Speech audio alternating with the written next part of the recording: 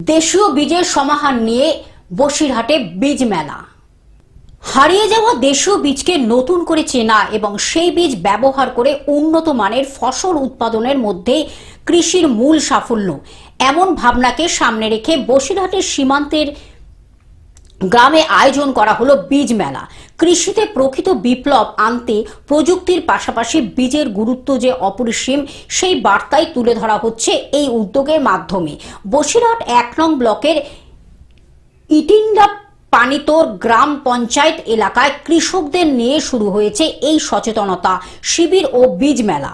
আজকে আমাদের চাষি ভাইদের জন্য মাননীয় মুখ্যমন্ত্রী মমতা বন্দ্যোপাধ্যায় যেভাবে আমাদের বসিরহাট বোলাকন আজকে ইটিন্ডা পানিতোর পঞ্চায়েতে আজকে সুন্দর একটা চাষিদের জন্য মেলা, সেই মেলার উপলক্ষে তোলা মানে আমাদের নতুন নতুন ধান চাষ হোক।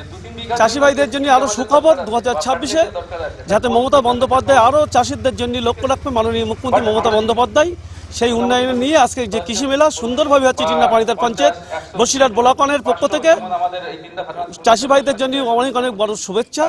মমতা বন্দ্যোপাধ্যায় যেভাবে চাষিদের জন্য খেয়াল রেখেছে, আগামী দিন আমি বলবো 2026-এ মমতা বন্দ্যোপাধ্যায়ের সাথে থাকবে।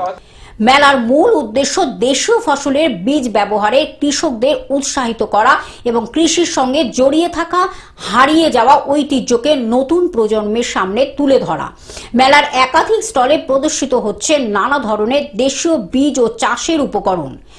দেশীয় বীজ ও জৈব চাষ পদ্ধতি গ্রহণের মাধ্যমে পরিবেশ রক্ষা, সুস্থ সমাজ গঠন এবং কৃষক পরিবারের আর্থিক সচ্ছলতা, এই ৩ লক্ষ্যই পূরণ করা সম্ভব, এমনই আশাবাদ ব্যক্ত করা হয়েছে মেলা থেকে।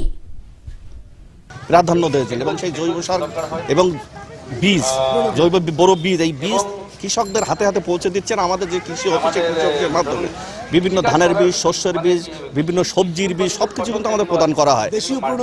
সব দেশীয় এবং সংরক্ষণ করা হয়, সেগুলো সরকারি সহায়তা দেওয়া হয়। কৃষকদের যেমন কৃষক বন্ধু দেওয়া হয়, বিভিন্ন চাষের জন্য যন্ত্র লাগে, যে সময় কৃষকরা যেগুলো হয়তো কিনতে পারেন না, সেগুলো সরকার ভর্তুকি দিয়ে কৃষকদের বিভিন্ন যন্ত্র দিয়ে দেওয়া হয় সরকারের তরফ থেকে।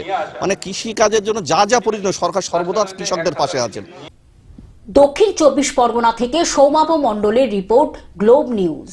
এখন থেকে গ্লোব টিভি দেখুন আপনার স্মার্টফোনেও। গুগল প্লে স্টোর অথবা অ্যাপল স্টোর থেকে ডাউনলোড করুন গ্লোব টিভি লাইভ অ্যাপ। এছাড়া জিও টিভি অ্যাপ থেকে দেখুন গ্লোব টিভি লাইভ।